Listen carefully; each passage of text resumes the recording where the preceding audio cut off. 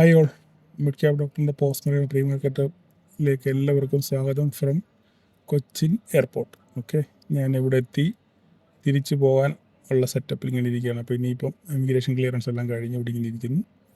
അപ്പോൾ ഇനി 1-2 മണിക്കൂറുകളുണ്ട്, 2-3 മണിക്കൂറുണ്ട്. ഇപ്പോൾ സമയം 6, 3 മണിക്കൂറുണ്ട്. ഇനി 5 മണിക്കൂർ നേരത്തെ പറഞ്ഞപ്പോഴത്തെ പോളിസി ഒരു കാര്യമില്ല. എനിവേ 3 മണിക്കൂറുണ്ട്. അപ്പോൾ അതിനകത്ത് ഈ സംഭവങ്ങൾ സെറ്റ് ചെയ്ത് റെഡിയാക്കി പോകാമല്ലോ, പിന്നെ ടെൻഷൻ ഇല്ലല്ലോ. അപ്പം നമ്മൾ ഇന്നലെ എന്താണ് പറഞ്ഞത്? കറക്റ്റായിട്ട് അടിവാരത്തേക്കുള്ള യാത്ര ആരംഭിച്ചു.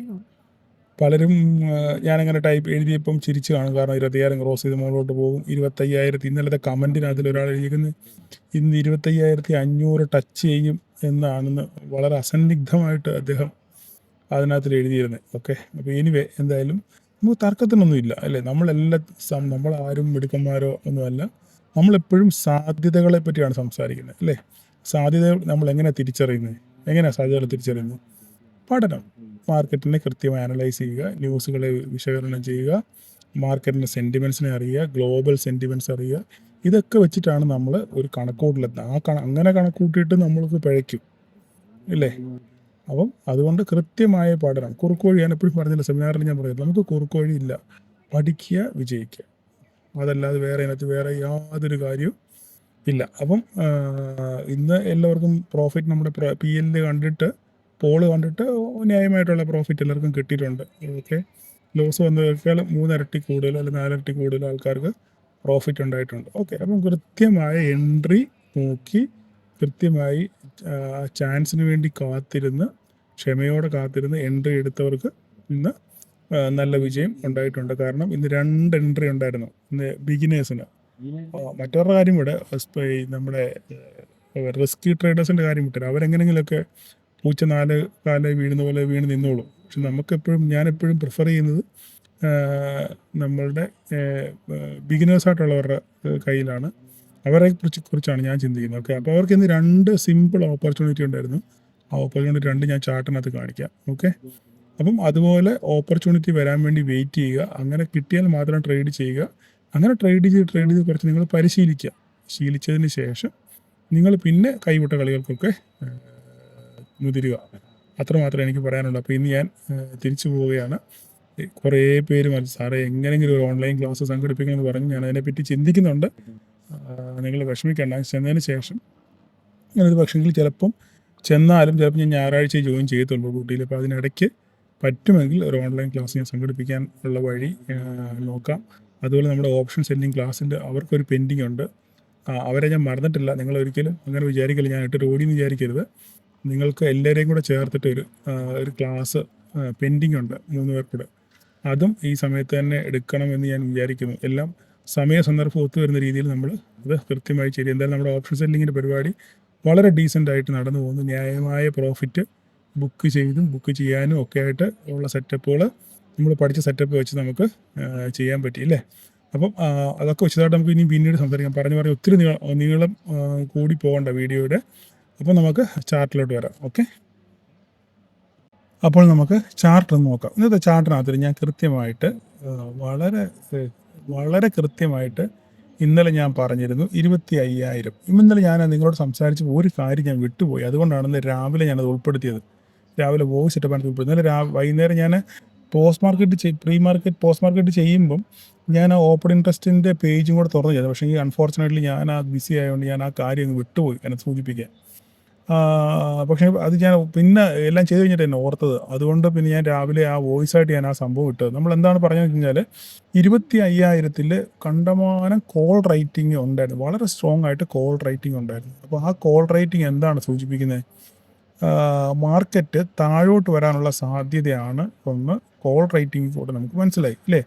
അപ്പോൾ അതുകൊണ്ടാണ് ഞാൻ പറഞ്ഞത്, നിങ്ങൾ കൃത്യമായിട്ട് ഇന്ന് രാവിലെ ഞാൻ പറഞ്ഞിരുന്നു, കൃത്യമായിട്ട് നിങ്ങൾ 25,000 കോള് റൈറ്റിങ്ങിൻ്റെ അവിടുത്തെ ഓപ്പൺ ഇൻട്രസ്റ്റ് നിങ്ങൾ ശ്രദ്ധിക്കണം എന്ന് ഞാൻ വളരെ കൃത്യമായിട്ട് പറഞ്ഞിരുന്നു ഇല്ലേ.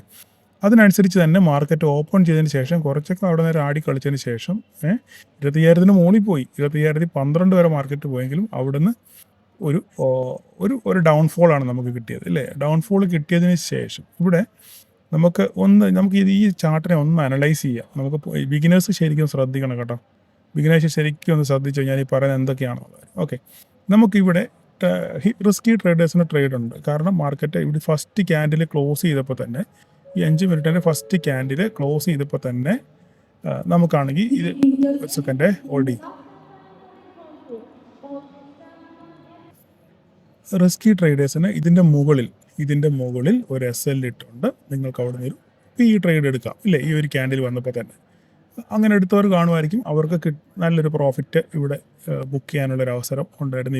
ഇവിടം വരെ ഏകദേശം 25,000 മുതൽ 24,800 150 പോയിൻറ്റോളം റിസ്ക് എടുത്തവർക്ക് കിട്ടിക്കാണും. പക്ഷേ ഇത് നമുക്ക് റിസ്കി ട്രേഡേഴ്സിന് മാത്രമല്ല, പക്ഷേ ബിഗിനേഴ്സിന് ഇവിടെ ട്രേഡ് ഉണ്ടായിരുന്നു. എവിടെയാണെന്ന് ഞാൻ കൃത്യമായിട്ട് നിങ്ങൾക്ക് കാണിച്ചു തരാം. ഓക്കെ, ഇവിടെ നിങ്ങൾ നോക്കിക്കഴിഞ്ഞാൽ ഇവിടെയാണ് നമുക്ക് ട്രേഡ് ഉള്ളത്. ഇവിടെ നമ്മൾ ഈ സംഭവം ഇത് ആക്ച്വലി നേരത്തെ ഇവിടെയായിരുന്നു. ഈ ട്രേഡ് ഇവിടെ വന്ന് ക്ലോസ് ചെയ്ത് ഇവിടെ തട്ടി ഇവിടുന്ന് ഒരു ഗ്രീൻ ഫോർമേഷൻ വന്നു അല്ലേ, ഒരു ഗ്രീൻ ഫോർമേഷൻ വന്നു. അതിനുശേഷം മാർക്കറ്റ് ഇവിടെ വേണമെങ്കിൽ ഒരു ട്രേഡ് ഉണ്ട്, പക്ഷേ അത് ബിഗിനേഴ്സിന് പറ്റത്തില്ല. ഓക്കെ, ഇവിടെ ഈ ബോട്ടം വരച്ചിട്ടവർക്ക് വേണമെന്നുണ്ടെങ്കിൽ ഒരു ട്രേഡ് ഇവിടെ പറ്റും. ഈ ഗ്രീൻ ക്യാൻഡിൻ്റെ ക്ലോസിങ് കണ്ടുകൊണ്ട് ഇതിൻ്റെ താഴെ അസലിട്ടുകൊണ്ട് ഒരു ട്രേഡ് ഇവിടെ നിന്ന് നോക്കാം. ഓക്കെ, പക്ഷെങ്കിൽ നമുക്ക് അതൊരു കൺഫർമേഷൻ ഇല്ല, ഒരു എന്താ പറയുന്ന ഒരു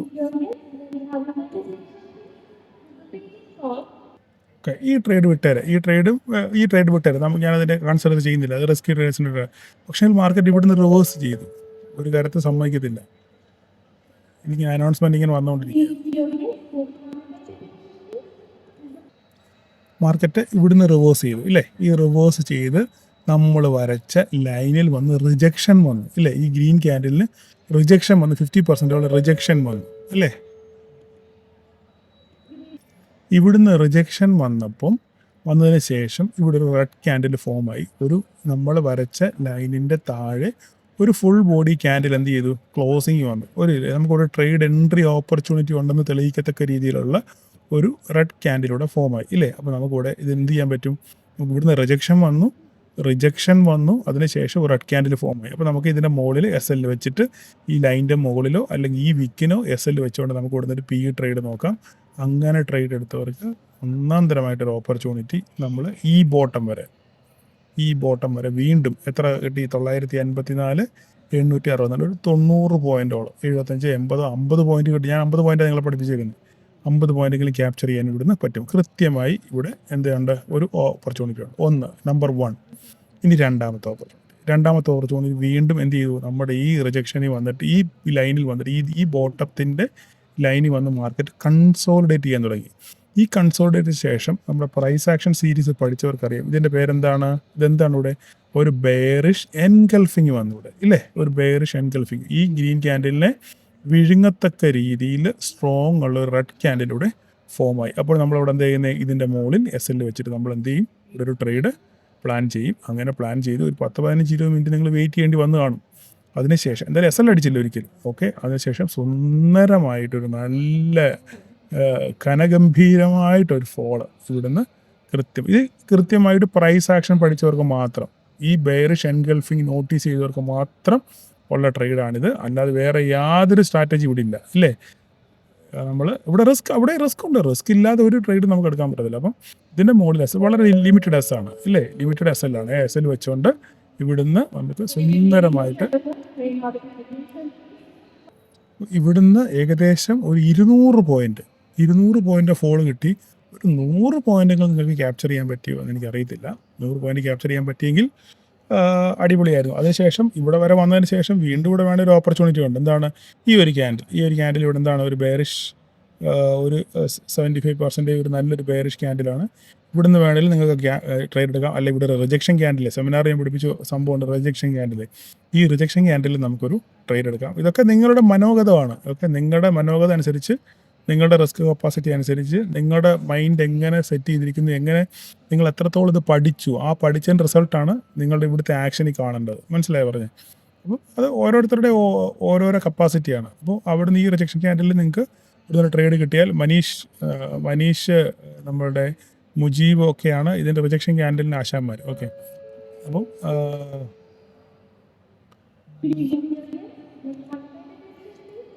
അപ്പം അവരൊക്കെ ഇവിടെ പ്രോഫിറ്റ് ബുക്ക് ചെയ്യുമെന്ന് ഞാൻ വിചാരിക്കുന്നു. ഇവിടെ ഇത്രയും ക്യാപ്ചർ ചെയ്യാൻ പറ്റുമെന്ന് വിചാരിക്കുന്നു. ഇവരൊക്കെ നമ്മുടെ സെമിനാറിൽ പങ്കെടുത്ത റിജക്ഷൻ ക്യാൻഡിൽ ട്രേഡ് എടുക്കുന്ന ആൾക്കാരാണ് കേട്ടോ. ഞാൻ പേരെടുത്ത് പറഞ്ഞുകൊണ്ട് വേറെ ഒന്നും വിചാരിക്കില്ല നിങ്ങൾ.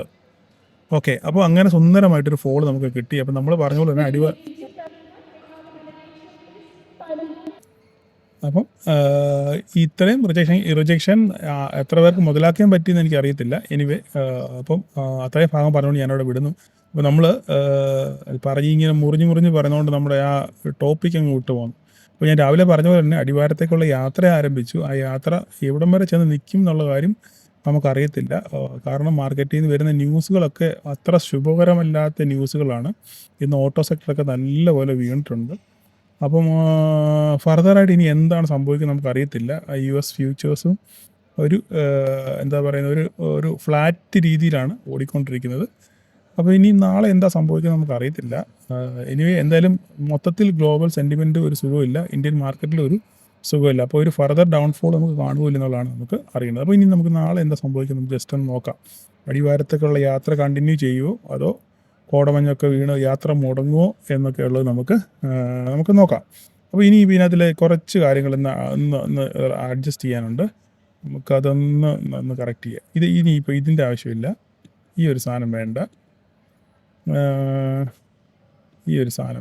നമുക്ക് ഒന്നുകൂടി ഒന്ന് ഷഫിൾ ചെയ്ത് നോക്കാമേ. ഞാൻ ഇവിടെ വന്ന് ലൈവായിട്ടാണ് നോക്കുന്നത്. ജസ്റ്റ് ഞാൻ നോക്കിക്കോട്ടെ. നമുക്ക് ഇവനെ ഇനി മുകളിലോട്ട് കൊണ്ടുപോയി ഈ ഒരു ഹൈ ക്രിയേറ്റ് ചെയ്യും. ഇങ്ങനെ ഇവിടെ ഇരുന്നോട്ടെ. ഓക്കെ, ഇവിടെ ഇരുന്നോട്ടെ. അതിന് ശേഷം നമുക്ക് ഈ ലൈന് ഇവിടെ നമുക്ക് ഇങ്ങനെ എക്സ്റ്റെൻഡ് ചെയ്ത് ഇവിടെ നോക്കിക്കേ ഉണ്ടോ. ഇതാണ് ഒന്നുകൂടെ ഒരു സുഖമുള്ള സംഭവം. ഓക്കെ, അപ്പോൾ അത് കിട്ടി. നമുക്ക് ഇനി ഈ ലൈൻ വേണം നമുക്കൊന്ന് കറക്റ്റ് ചെയ്യണം. ഈ ലൈൻ ഒന്ന് കറക്റ്റ് ചെയ്യണം എന്ന് പറഞ്ഞു കഴിഞ്ഞാൽ നമുക്ക് ഇങ്ങനെ വെക്കാം. ഈ ലൈൻ ഇങ്ങനെ വെച്ചാലോ, ഇങ്ങനെ വെക്കാം. ഇതാണ് ഒന്നുകൂടെ നല്ലത്. ഓക്കെ, അങ്ങനെ ഇരിക്കട്ടെ. ഇനിയും അടുത്ത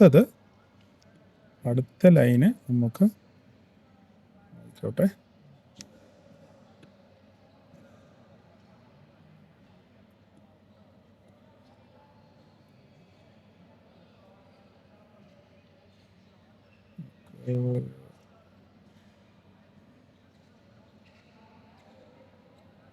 ഇതാണ് ഒന്നുകൂടൊരു ലൈൻ എന്ന് പറയാൻ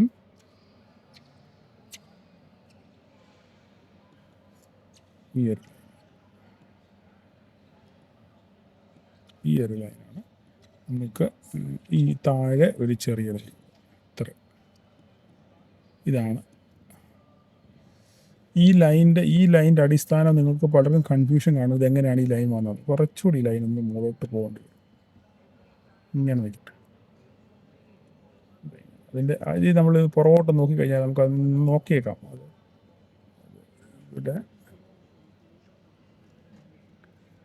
ഇവിടെ നല്ലപോലെ ഈ ഏരിയയിൽ ഒരു റിജക്ഷൻ വന്നതാണ്. അതിനുശേഷം ഒരു ബ്രേക്ക് ഔട്ട് നടത്തിയത്. അതിനുശേഷം ഇവിടെയൊക്കെ നല്ല രീതിയിലൂടെ നമ്മൾ നോക്കിക്കഴിഞ്ഞാൽ മനസ്സിലാവും, നല്ല രീതിയിലുള്ള ഒരു കൺസോൾട്ടേഷൻ നടന്നിട്ടുണ്ട് ആ ഒരു പോയിന്റിൽ. ഓക്കെ, അങ്ങനെയാണെന്നുണ്ടെങ്കിൽ ഇവിടെ നോക്കാം, ഇവിടെ. അപ്പം അങ്ങനെയാണെന്നുണ്ടെങ്കിൽ അതൊരു അത്ര വലിയ പോയിൻ്റൊന്നും അല്ല, എങ്കിലും നമുക്കൊരു ഇടത്താവളം പോലെ കരുതാവുന്നത്തക്ക രീതിയിലുള്ളൊരു പോയിന്റ് മാത്രമേ ഉള്ളൂ. നാളെ ഇപ്പം മാർക്കറ്റ് 24,539 ഈ ഒരു സംഭവമാണ്, ഈ ഒരു ലൈനാണ് പ്രധാനപ്പെട്ട ലൈൻ. ഓക്കെ, ഈ 24,539 ബ്രേക്ക് ചെയ്ത് താഴെ പോയാൽ മാർക്കറ്റ് ഫർദറായിട്ട് താഴോട്ട് വരും. ഓക്കെ, ഇതിനകത്തൊരു ഫ്ലാറ്റ് ഓപ്പണിംഗ് ആണെന്നുണ്ടെങ്കിൽ ഒന്നുകിൽ ഇത് ബ്രേക്ക് ചെയ്യണം, അല്ലെങ്കിൽ ഇത് ബ്രേക്ക് ചെയ്യണം. ഓക്കെ, ബ്രേക്ക് ചെയ്ത് കഴിഞ്ഞാൽ പിന്നെ ലെവലുകൾ നമുക്ക് മുകളോട്ടുണ്ട്. ഓക്കെ, താഴോട്ടാണെന്നുണ്ടെങ്കിൽ നമ്മൾ ലെവലുകൾ വരച്ചിട്ടില്ല ഇല്ലേ. നമുക്കൊന്ന് നോക്കിയേക്കാം താഴോട്ട് എന്താ സംഭവമാണ്. താഴോട്ടുള്ള വര എന്ന് പറഞ്ഞു കഴിഞ്ഞാൽ ഇനിയും താഴോട്ടുള്ള വര നമുക്ക് ഉള്ള വര ഇതാണ്. കറക്റ്റ്, ആ ഒരു വരയാണ് താഴോട്ടുള്ള വര. പിന്നെ രണ്ടാമത്തെ ഒരു വര എന്ന് പറഞ്ഞു കഴിഞ്ഞാൽ വീണാൽ അടുത്ത വര ഇതാണ് 24,291. ഓക്കെ, ഇത്രയും മതി കേട്ടോ, ഒത്തിരി പോകണ്ട. അധികം കിഴക്കോട്ട് പോയാൽ കുന്നും മലയുമാണ്. അപ്പം അതുകൊണ്ട് നമുക്ക് അത്രയും നോക്കിയാൽ മതി. അപ്പോൾ ഇത്രയും ലൈനുകൾ വരച്ച് വെക്കുക. ഓക്കെ, ഞാനിപ്പോൾ കളറുകളൊന്നും മാറ്റാൻ നിൽക്കുന്നില്ല. നിങ്ങൾ ഈ ലൈനുകളൊന്ന് വരച്ച് വെക്കുക. അല്ലെങ്കിൽ ഞാൻ കളർ മാറ്റണോ? ഈ സമയമില്ലാത്ത സമയമാണ്, എന്നാലും ഇപ്പോൾ ഞാൻ ആരോ ഒന്നും വരയ്ക്കാറില്ല. ഇപ്പോൾ നിങ്ങളൊക്കെ ആരോ ഒന്നും വരയ്ക്കാറില്ല. ഇപ്പോൾ നിങ്ങൾ കുറച്ചൊക്കെ എക്സ്പീരിയൻസ് ആയില്ലേ, എന്ന് ശിശുവായിട്ടിരിക്കാൻ പാടുണ്ടോ? ഓക്കെ, ഞാൻ ഗിരിജൻ വരച്ച് തന്നേക്കാം. ഇനി അതിൻ്റെ ഒരു കുറവുകൊണ്ട് നിങ്ങൾക്ക് പ്രോഫിറ്റ് ബുക്ക് ചെയ്യാൻ പറ്റിയില്ല സാറേ, കാണാൻ പറ്റിയില്ല എന്ന് പറയണം. ഓക്കെ മതിയല്ലോ. അപ്പോൾ ഇനി എങ്ങോട്ട് ബ്രേക്ക് ചെയ്ത് നോക്കിയിട്ട് നിങ്ങൾ ട്രേഡ് നോക്കുക. ഓക്കെ, അപ്പോൾ നമുക്ക് എന്തായാലും റെഡി ആയിട്ട് നിൽക്കാം. എങ്ങോട്ട് മാർക്കറ്റ് വീണാലും നമുക്ക് ആ സൈഡ് മുതലാക്കുക, ഇത്ര മാത്രമേ പറയാനുള്ളൂ. ബാങ്ക് നിഫ്റ്റി ജസ്റ്റ് ഒന്ന് പറഞ്ഞു കഴിഞ്ഞാൽ നല്ലൊരു ഫോളാണ് കിട്ടിയത്. അതിനുശേഷം ബാങ്ക് നിഫ്റ്റിക്കാർ ഞാൻ പ്രത്യേകിച്ച് പറയേണ്ട കാര്യമൊന്നുമില്ലല്ലോ. പ്രൈസ് ആക്ഷനൊക്കെ വളരെ കൃത്യമായിരുന്നു. നിങ്ങൾക്ക് പ്രൈസ് ആക്ഷൻ പഠിച്ചവർക്ക് ട്രേഡ് ഉണ്ടായിരുന്നു ഉറപ്പായിട്ട്. ഇതാ ഇവിടെ നോക്കുക, ഞാൻ വരച്ച് ഇനി പറയേണ്ട കാര്യമില്ലല്ലോ. നമ്മൾ അവിടെ പറഞ്ഞ അതേ റിജക്ഷൻ ഇവിടെ ഉണ്ട്.